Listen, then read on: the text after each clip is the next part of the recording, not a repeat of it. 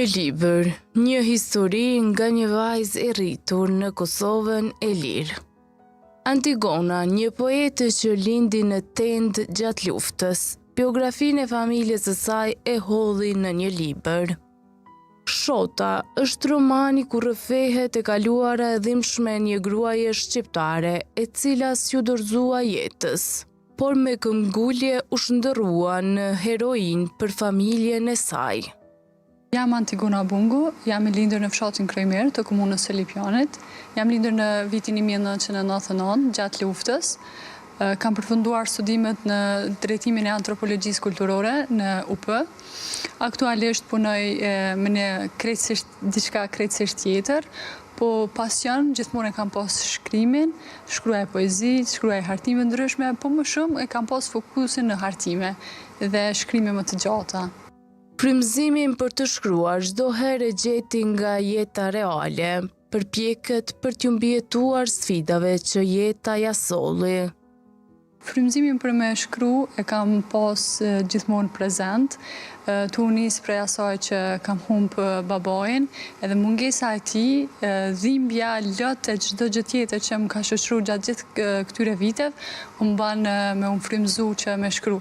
Përmes shkrimit, përmes shkronjave, e qes jashtë vetes ato që mboj brenda, që më mundon. Ndonjëherë edhe kur lotët më dalin shkronjat edhe e lirona shumë kur e qes ndjenjat e mia në letrën e bardhë. Ishte vetëm foshnjë 5 javëshe kur forcat serbe ja vran baban, e nëna e saj e rriti me tërë sakrificat që vetëm një grua shqiptare i përballon. Vargjet poetike janë të pakta për të shprehur rrugën me dhimbje, sakrifica lot që e përcollën Antigonën tash e sa vite. E jo më kot, ajo e quajti librin e saj Shota, nofka që më së miri i shkon nënës së saj. Libri Shota është libri im i parë, aty kam dashur me shtjellu temën e jetës tem, qysh prej fillimit. Shota është nana jem, Shefkije Ulluri Bungu, po epiteti Shot. Nana ka fitu këtë emër, qysh fillim, kur ka qenë e re gjatë një loje që është organizu mes meshkujve dhe vajzave në Kalirim, nana ime del fituse. Për këtë shkak edhe fiton emrin Shot, duke sjellë në kujtesë imazhin e Shotë Galicës. Do të thonë që edhe nana jem ka pas qatë trimni, qatë mundësi për me thy tabu, sikur edhe Shotë Galica. Shotën vendosa me bo tash, edhe pse ka qenë në mendjen time shumë herët, po tash e kom pa më të arsyeshme sepse edhe mosha ka qenë më e pjekur se vite më parë, edhe kam mendu që tash është koha e duhur. Shota e sjell jetën e nanës tem, para luftës, gjatë luftës edhe pas luftës. Do më thonë flet për sakrificën e një gruas shqiptare dhe sakrificën e nënës, e cila tregon në mënyrën më të mirë se çfarë është në gjendje të bëjë, të sakrifikoj për fëmijën e saj. Libri Shota u nda në kapituj, e në atë mërgjimtari Antigona rrëfen kthimin e babait të saj në vendlindje deri tek rënia si martir. Kam pa të arsyeshme me i nda ashtu të fillu me Shotën, paragrafi i parë, pastaj mërgjimtari ku flas edhe për babain tim, që normalisht që edhe mungesa e tij më ka bë me shkru këtë libër, po normalisht më shumë është dedikim për nanën, po normalisht që s'ka mujt me lënë anash edhe jetën e babait tem, sepse asaj nuk i ka pas jetën as pak të lehtë, është ballafaqur me sfida të ndryshme, e ndërto ka qenë edhe emigracionit për të cilën e ka pas domosdoshme me dalje jashtë vendit për me kriju kushte më të mira për jetesë për familjen e tij. Migrimin ai e ka bë shumë para luftës, edhe pas saj, do me thonë vitin 97, kthehet në Kosovë për rregullimin e pasaportës së tij, edhe mbetet sepse lufta fillon e zën këtu dhe nuk pas më kur një kthim drejt Slovenisë.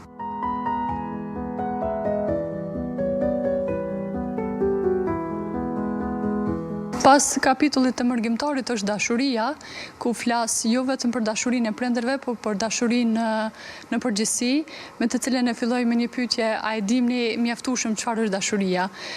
Për dashurinë kam fol në një gjë të përfshirëse, sepse kur e kam fol, nuk e kam menduar vetëm dashurinë në çifte, por dashurinë në të gjitha dimensionet e saj. Pastaj kam fol më detajisht për dashurinë e prindërve të me, njohjen e tyre, si ka shku dashuria që ju ka zgjat jashtëzakonisht pak, martesa, e pastaj pas gjithë këtyre fillojnë vështirësitë dhe sfidat, ku baboi kthehet, bashkohet shotës në vendlindje dhe jep betimin e tij që do të jetë pranë saj kudo që ajo ka nevojë dhe kudo që ajo e kërkon. Ashtu bën, premtimin edhe ne mban, pa ju dridhur çerpiku, edhe pse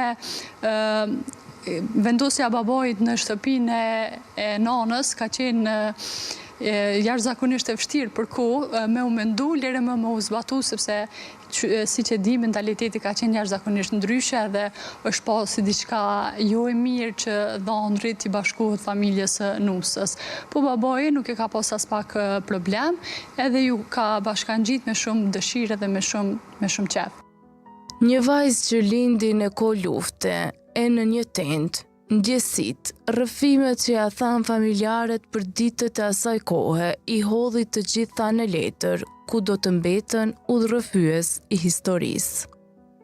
Pas këtij kapitulli, pastaj është ofenziva e parë e luftës, ku prindët e me vendosin që mos me u largu nga Kosova për asnjë moment, sepse thonë që nuk kemi ku me shku jashtë shtëpisë tonë, edhe vendosën me tenda në grykën e Kryemirit. Tash, kjo gryk njihet si gryka e shpëtimit, që ka shpëtu shumë njerëz në atë kohë. Mali atje është mbush me tenda, ndërto ka qenë edhe tenda jonë, unë nuk kam qenë atëherë akoma. Pas ofenzivës të parë, pas përfundimit të saj, sërish prindrit e me familjen, pjesën tjetër të familjes, kthehen në shtëpi për një kohë të shkurt, duke lënë hapësirë që të kthehen prapë. Ndërsa në ofenzivën e dytë është gjithçka ndryshe, nuk është si hera por, vetëm se prindrit tashmë janë mësuar me jetën e mal. Edhe do më thonë ofenziva e dytë është që shota nuk është më e fuqishme si herën e parë, sepse është atë zonë në mua, edhe çdo gjë është më e vështirë deri në momentin e lindjes time. Pastaj me lindjen time normalisht që ndryshojnë gjërat, vjen një gëzim i madh brenda tendës tonë, po edhe jashtë saj, sepse më kanë folur që këtë gëzim e kanë përjetuar edhe shumë familjarë edhe më të largët, jo vetëm familjarët e familjes së ngushtë.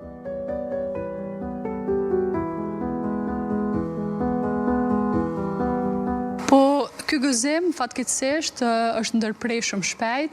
Pas 5 javësh të lindjes time, baboi im martirizohet në fshatin Zbërc dhe kështu fillon sfida e parë e jetës time, po edhe e nënës.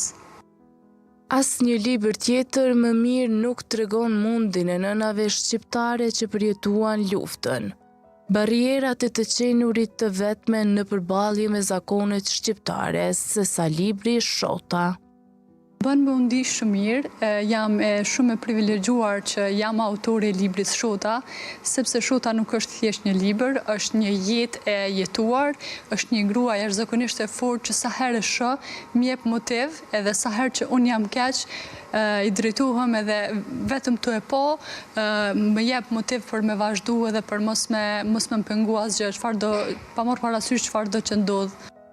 E rritur në mesin e një fryme femrore, Antigona e vlerësoi lart figurën e gruas shqiptare në librin e saj.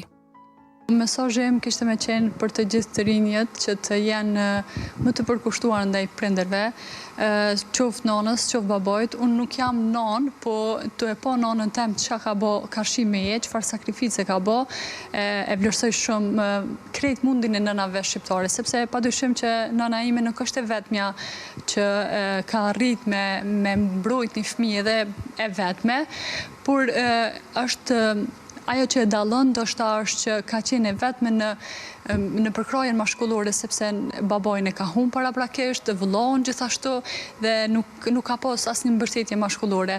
Edhe në libër është një kapitull Tre brezat, ku tregon që e gjithë fryma ime, gjithë jeta ime është rrit vetëm mes femrash, dhe kjo tregon, vetë ky kapitull, vetë emri tregon sa të forta janë femrat shqiptare që arrin mi dal pa marrë parasysh sa sfidohen, sa ballafaqohen me lloj problemesh ose lloj tabu që aktualisht fatkeqësisht janë tek ne. Nana jam edhe shumë gra tjera e gjejnë motivin për me vazhdu. Nana jam ka pas jashtëzakonisht sfida të vazhdueshme, qysh edhe flitet në libër, po motivin e ka pa të dashuria e fëmijës saj, domethënë të dashuria jam, që vetëm e ka vendos me u bë me pa mu si primar dhe asgjë tjetër. Ka hek dur nga shumë dëshirat të saj, ka hek dur nga puna, nga ambicjet, nga gjithçka tjetër, vetëm me më qëndru afër, edhe që sot, kur tashme që jam rritur, mos me pas askush për me fol diçka as për mu, as për to. Dhe më thonë, ka qenë e kujdesshme në çdo detaj, tu e po edhe rrethin qysh është mentaliteti junë.